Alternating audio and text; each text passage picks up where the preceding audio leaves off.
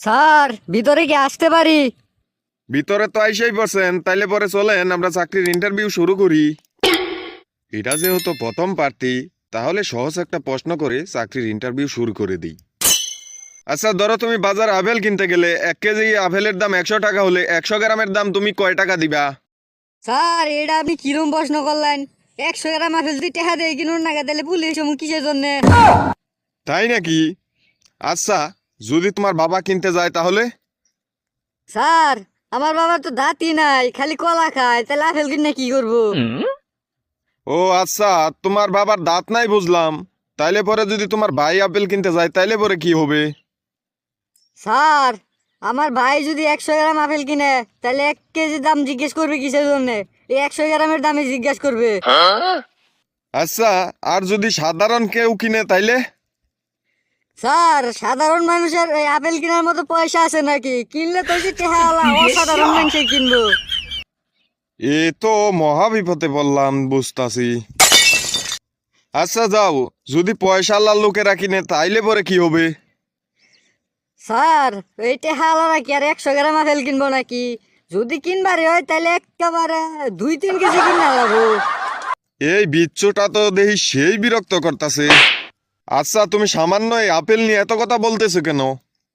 Sir এই apple কোনো সামান্য ফল না, 4টি আপেল পৃথিবীর মধ্যে বিখ্যাত। 1 নাম্বার আপেল এই আদম খাইছিল বলে আমরা আজকে পৃথিবীতে আইছি, না হলে আমরা জান্নাতেই থাকতাম এতদিন।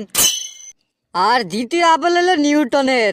এই নিউটনের মাথায় যদি সেদিন আপেলটা না পড়তো তাহলে আজকে রাঙ্গর এই মহাতত্ত্ব আর বিশ্বগত তত্ত্ব বালসাল পইরা আর মাথার বেড়ে নষ্ট করুন লাগতো না। তৃতীয় আপেল হলো স্টিভ জবসের কামড়ানো আপেল। এই কামড়ানো আপেল না থাকলে এই আইফোন আইপ্যাড এই মাথা নষ্ট যন্ত্রগুলো আর তৈরি হইতো না, বুঝছেন? আর চতুর্থ আপেল হলো এই যে আজকের, যেটা আমার চাকরি হওয়া বা না হওয়ার কারণ, যেটা নিয়ে আমরা এত কেলা কেলা করতেছুন। স্যার তারপরও কি আপনি বলতে চান যে আপেল এটা কোনো সামান্য ফল? না, সামান্য না, একবারে অসামান্য। আর তোমার চাকরি একবারে বাক্কা। তুমি যাও, আজকের মধ্যে বাদ যাও। এ আকা ও এ করিম মিয়া, এ এ পরের প্রার্থীকে ভিতরে পাঠাই দে। এরে আর সহজ প্রশ্ন কইরা লাভ নাই, এরে ধরতে হবে একটু কঠিন প্রশ্ন। এর আগের জন যে বাস দিয়া গেল, এখন কঠিন না ধরলে এও তো আমার আইরকে ওলা দিয়ে দিব। আচ্ছা ধরো, নদীর মাঝখানে একটা দ্বীপ আছে, আর সেই দ্বীপে একটা লেবু গাছ আছে, আর নদীতে কুমিরও আছে, আর সাঁতরে গেলে কুমির তোমাকে খেয়ে ফেলবে, আর দ্বীপে আছে একটা বানর আর একটা মৌচাক। এখন বলো, তুমি কি করে লেবু খাবা?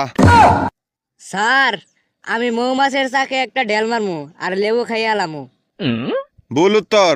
সঠিকটা হবে বানরের গায়ে ডেল মারা। বানরের গায়ে ডেল মারলে বানরও তোমাকে ডেল মারবে, বুঝছো? আচ্ছা, তোমার ব্যাখ্যাটা বলো একটু শুনি। এমনিতেই আছি টেনশনে, আবার গার্লফ্রেন্ড ব্রেকআপ কইরা দিছে। বাল সাল চাকরি করতাম না, মাথা নষ্ট। চাকরি দিলে দেন, নইলে গেলাম গা। এ আস্তে আস্তে, আর নাকি কি হুকনা মুকনা খাইছুন? হুকনা না খাইয়া ভিজা খাবান, তাই আনের মাথায় কাজ করবো ঠিক মতো। দিতে আইছেন চাকরির ইন্টারভিউ, এনে আইসে গার্লফ্রেন্ড শেখা দিছে, সেই কথা বললে কি আর আমরা আপনাকে চাকরি দিব? আপনি চলে যান, যান।